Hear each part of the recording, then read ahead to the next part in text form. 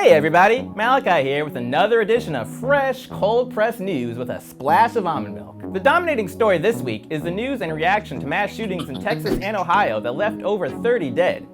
The rise in mass shootings committed by white nationalists has gotten so bad, even the FBI is urging Congress to make domestic terrorism a federal offense, with President Brian O'Hare saying, "Domestic terrorism is a threat to the American people and our democracy.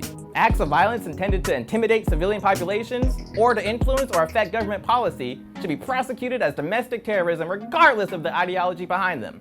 FBI Director Christopher Wray said that the Bureau made nearly 100 domestic terrorism arrests in the first half of 2019.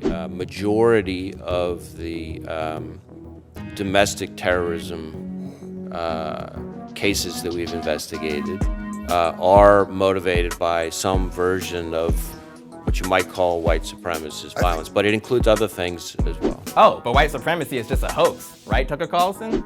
It's actually not a real problem in America. White supremacy, that's the problem. This is a hoax.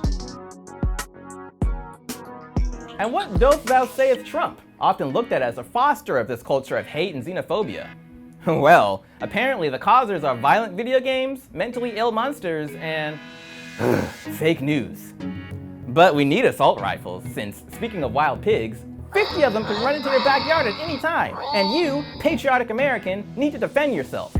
Or at least, that was one guy's argument for assault rifles, which recently went viral on Twitter. Shortly before the shooting in El Paso, the gunman posted a manifesto on the image board 8chan. This is actually the third time this year a mass shooting was connected to the site, after the shootings in Christchurch, New Zealand and Poway, California. Tech companies and Congress have finally taken notice that this is maybe becoming a huge issue, and Cloudflare, longtime host of 8chan, have taken it offline, saying that they have proven themselves to be lawless, and that lawlessness has caused multiple tragic deaths. But Watkins, who lives in the Philippines, says he's unavailable, as he'll only be in America long enough to prepare his son for his first day of school, before going back to the Philippines.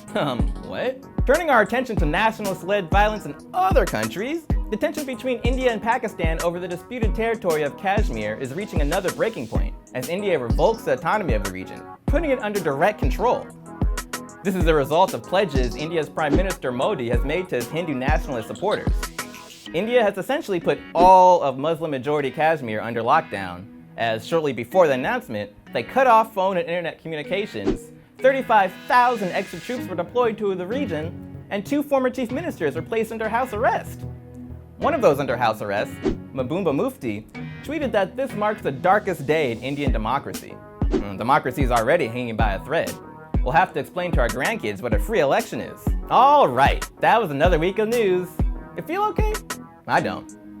I'm Malachi, and I'll see you next time.